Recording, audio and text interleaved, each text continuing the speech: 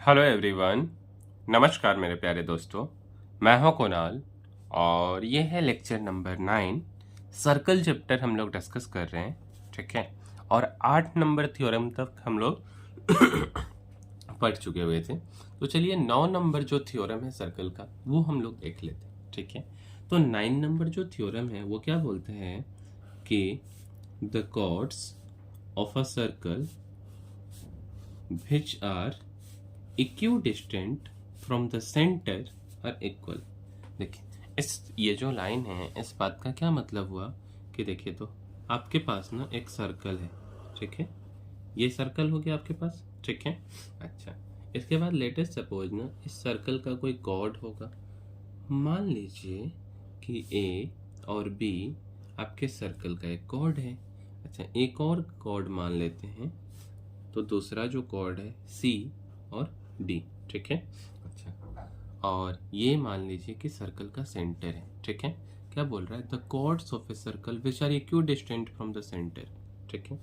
Let us suppose कि ये वाला जो दूरी है ये सेम है, ठीक है। अच्छा, सेंटर हो गया ओ। तो ये ए बी और सी डी जो है ये कॉर्ड आपको इक्वल दिखाना है। कब? जब ना ओ और एम, ठीक है, बराबर है ओ एल के। क्या है?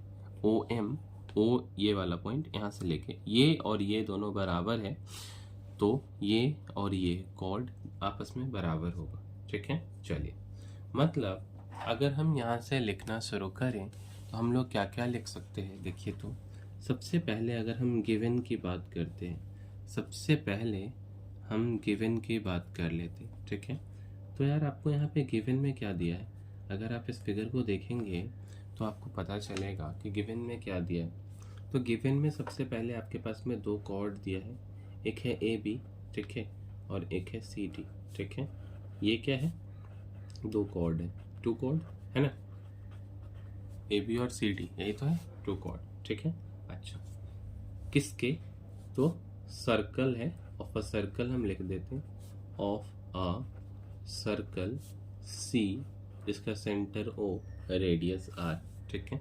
अच्छा, इसके बाद और देखिए तो ये जो ओ एल है, ये जो ओ एल है ये परपेंडिकुलर है ए बी पे, ठीक है। And O and O M perpendicular है सी डी पे, ठीक है। ओ एम परपेंडिकुलर है सी डी पे, ठीक।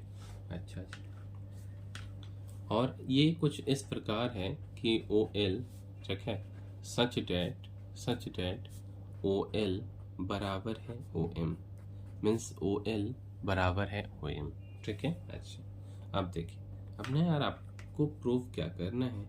आपको प्रूव करना क्या है, ठीक है।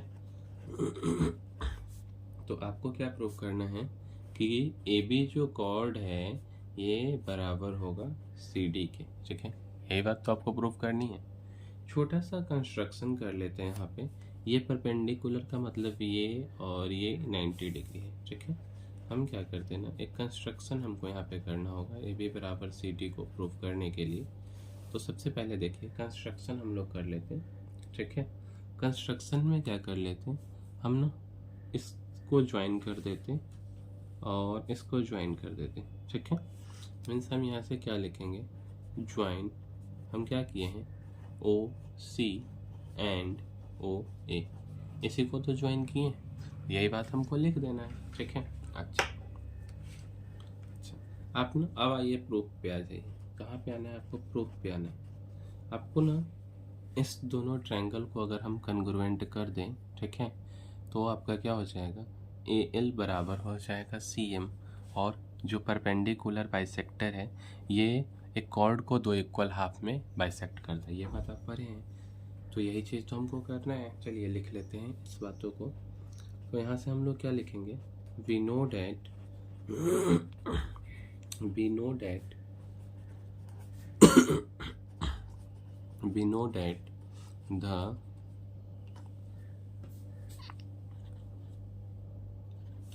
perpendicular, we know that, दिख रहा है ना, we know that the perpendicular from the center of a circle, from the center of a circle, we know that perpendicular from the center of a circle to a chord, किस पे perpendicular है? chord पे। ये line आपको ध्यान में रखना होगा। to a chord bisects the chord, to a chord bisects the chord, ठीक है। चलिए, chord को bisect करता है। इस बात का क्या मतलब हुआ? देखिए, तो जो आपका AL हो गया ये AB का आधा हो गया, और जो CM हो गया वो CD का आधा हो गया। तो इसी बात को हम लोग क्या करते हैं, लिख लेते हैं, ठीक है। चलिए लिखिए, तो हम क्या लिखते हैं, AL जो फिगर आपको दिख रहा है ना वहीं से आपको लिखना है, कुछ अलग नहीं करना है, ठीक है। AL और ये किसके बराबर हो गया, हाफ AB के। ऐसा क्यों हुआ? क्योंकि कॉर्ड ना बाइसेक्ट कर रहा था, ठीक है।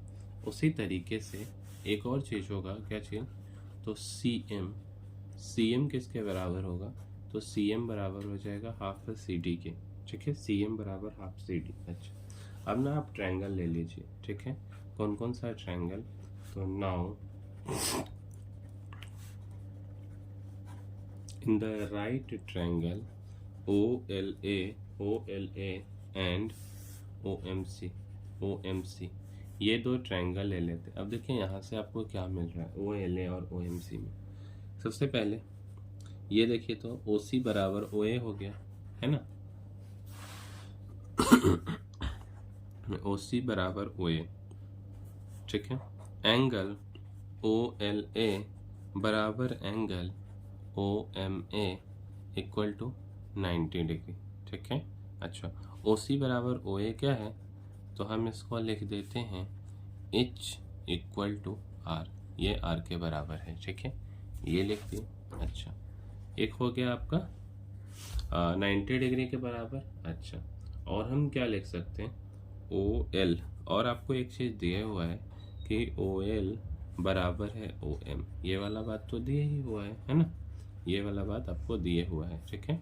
अच्छा, एक हो गया आपके पास राइट एंगल, तो हाइपोटेनस राइट एंगल और वन साइड मीन्स यहाँ से हम क्या बोल सकते हैं कि triangle OLA congruent to triangle OMC। और कौन सा कॉन्ग्रुएंसी यहाँ पे यूज हुआ है, तो कॉन्ग्रुएंसी यहाँ पे यूज हुआ है RHS कॉन्ग्रुएंस, है ना, RHS कॉन्ग्रुएंस, ठीक है। अच्छा, इससे आपको क्या मिल गया, तो इससे आपको मिल गया AL बराबर हो गया CM, ठीक। तो हम ऐसा नहीं लिख सकते क्या, AL जब बराबर हो गया CM के, तो अगर हम AL को 2 से मल्टीप्लाई कर दें और CM को भी 2 से मल्टीप्लाई कर दें तो कोई फ़र्क नहीं आएगा। और 2 AL का मतलब क्या हो गया AB, और 2 CM का मतलब क्या हो गया CD। अब आप बोलोगे कि हम ये बात कैसे बोल रहे हैं, तो यार AL बराबर हाफ AB निकाले थे ना, तो 2AL बराबर क्या हो जाएगा, AB ही तो होगा, ठीक है। उसी तरीके से CM बराबर आप निकाले हाफ CD, तो CD बराबर क्या हो जाएगा 2CM, ठीक है। और हम यहाँ से फाइनली क्या लिख देंगे, हैंस AB बराबर CD।